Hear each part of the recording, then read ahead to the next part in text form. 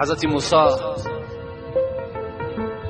در دل خود گذرانیدم پروردگارا برای ما جنت میگویی، نعمتهای جنت میگویی و من میدانم که پیغمبرهای تو همه وارد جنت میشوند، منم از آن جمله. لکن من در جنت همراه کی هستم؟ همراه کی هستم در جنت و همسایگی کی در من قرار دارم؟ خداوند ندا کرد موسی تو همراه یک قصاب در جنت سکونتی میکنی و هم صحبت میشه. حضرت موسی میگه در حیرت افتادن قصاب؟ گفتن بله همراه یک قصاب تو در جنت همراه میشوی. حضرت گفتن اون قصاب کیست؟ گفتن در فلان شهر سکونتی میکنن. حضرت میگه از مکان خود سفر کردن و بر آن شهر رسیدن. نگاه کردن که یک قصاب عادی هست، عملش مثل عمل همین آدمهای عادی هست، دیگر هیچ عملی نداره. تا بیگاه میگن همین قصاب نظارت کرد، نگاه کرد. بعد این میگه بیگاه که شد حضرت موسی خودش رو معرفی نکرد، شناس نکرد، بلکه گفت مسافر آیا در خانه خود راه میدهی؟ ما مسافر هستیم. گفت بله البته به البته مرحمت گفته. از پس این قصاب میگه روان شد. وقتی میگه در خانه قصاب در آمدم، در یک خانه مرا شیناند. البته اون وقتا این قصرها و این 3 ایتاژ و 5 ایتاژ خانه ها نبودن، مگر یک خانه یا 2 کلبه‌ای داشتن خلاص. میگه شیناند و حضرت پیش از آن که نزد من دسترخوان پرتاید و آنچه در خانه دارد پیشنهاد کند، اولا نگاه کردم. میگه در کنج خانه یک سبدی بود که پر از پخته بود و در داخلش میگه یک زنی خیلی برجا مانده افگار در داخل همون سبد بود.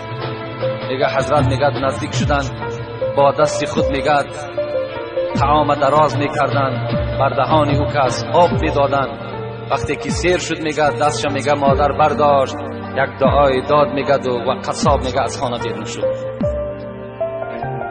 وقتی میگه این قصاب از خانه بیرون شد، من نزد سبد حاضر شدم و گفتم مادر السلام علیکم، شما کی هستین؟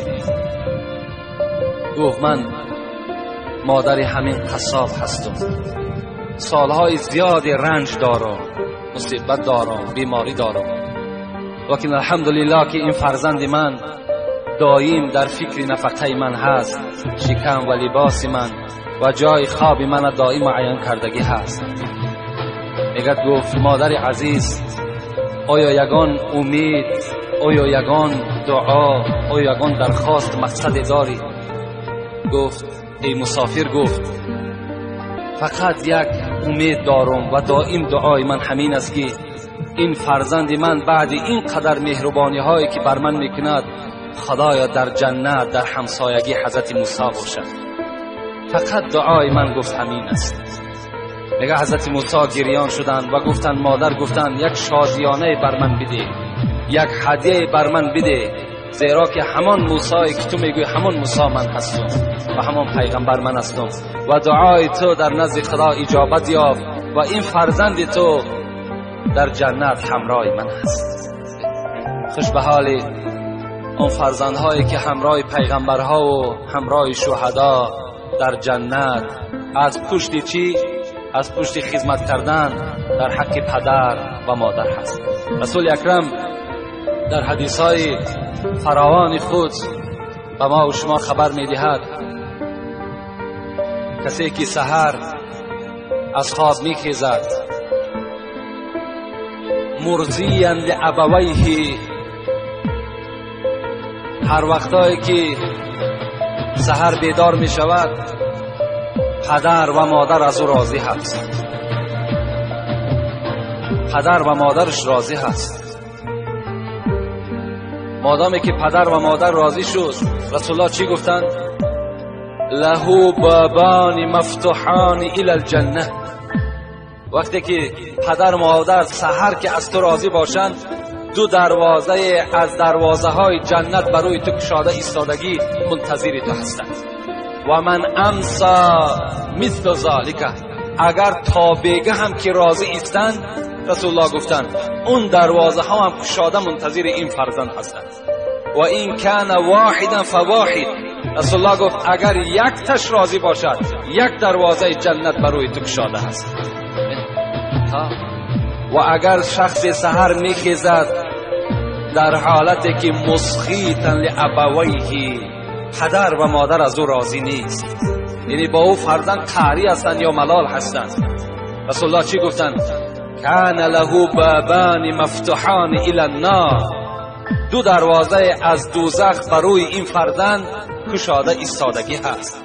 و من امسا مثل ذالک، اگر تا بگه این پدر مادر راضی نشد، اون دروازه های دوزخ برای این فرزند چی هستند؟ کشاده و منتظر این فرزند هستند. و این کان واحدا فواحد، اگر یکی همین هم غضبناک باشد، میگه ملال باشد، ناراضی باشد، یک دروازه دوزخ برای این فرزند منتظر است.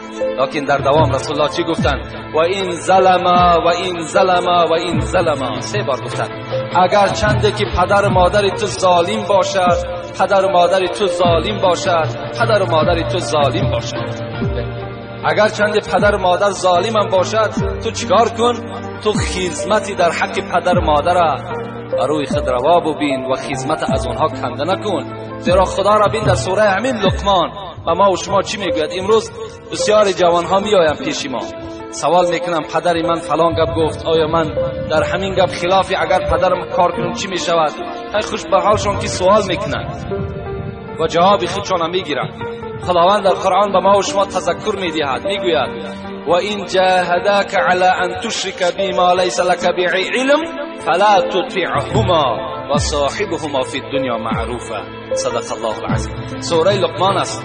خدا میگوید اگر پدر و مادر بر کدام شما ای فرزندها امر کنند این که فرزند من با خدای خودت مشرک شو، یعنی شریک در ذات خدا بیار، یا میگم فرزندی من نماز نخوان، فرزندی من روزه نگیر، فرزندی من مالداری زکات نده، فلا تطیعهما، این پدر و مادر بزم این قدر احترامی که دارن تو اطاعتشان نکن.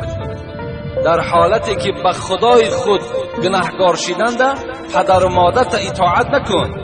و صاحبهما فی الدنیا معروفا، لیکن اگرچند پدر تو کافرم باشد، مشرکم که باشد، مفسرای قرآن زیاده از 10 تفسیر ما در خانه داریم، همش چی میگن؟ و صاحبهما فی الدنیا معروفا، با این پدر کافر، با این پدر مشرک تو چکار کن؟ معامله خوب کن، در حق اینها خدمت کن. و در بین باز چکار میکنی؟ همون پدر و مادر که وقتی خدمت کردی، مهربانی کردی، شاید که چکار کند؟ شاید که این هم باز در دلش خداوند یک ترحم و در دلش خدا یک توفیق جایگیر کند و باز به سوی اسلام چکار کند؟ رجوع کند از حساب خدمت شما. حتی حضرت موسی را میگوید در روایت ها میآید که وقتی که بالای کوه تور میرفت، با خدای خود میگد نازیده گپ میزد، می نازید که ما با خدای خود کار میکنیم، یعنی سخن میگوییم. البته و کلم الله موسی تکلیما، این جای حقیقتش است، این یگان افسانه و یگان حکایه نیست، زیرا خدا میگوید که موسی از پیغمبرها کسی بود که همراه من صحبت میکرد، همراه من سخنرانی میکرد. حضرت موسی میگد بالای همون کوه تور میبرامد و بناز با خدای خودش چیکار میکرد؟ صحبت میکرد و احکام و ارکانها را می آورد بر امت خودش می رساند. روزی از روزها میگه حضرت موسی بالای همین کوه تور با خدای خود میگه راز میگفت. خداوند خطابش کرد، موسی گفت تا امروز اگر یاد داشته باشی تو بناز گپ میزدی، می نازیدی، از امروز اعتباراً نزد خدای خودت با ادب باش، احتیاطانه گپ بزن، زیرا تا امروز مادری تو زنده بود، از پسی تو دعا میکرد پروردگارا فرزندی من وقتی که نزد تو میآید مبادا بنده هست، یک لغزش میکند، سهو میکند، خدایا تو این را ببخش و بر این غضب نکن. امروز مادری تو از دنیا گذشت، دیگر تو ناز بردار نداری، نزد خدای خود با ادب باش. با احتیاطانه گپ بزن، زیرا یگانه کسی که دلخوری تو بود و در حق تو دعا کن بود این مادری تو بود که از دنیا گذشت. خوش به حالی شما فرزندای عزیز، برادرای عزیزی که احترام پدر و مادر دارین. کدام شما اگر با پدر و مادر ملالم که باشین امروز چیکار کنین؟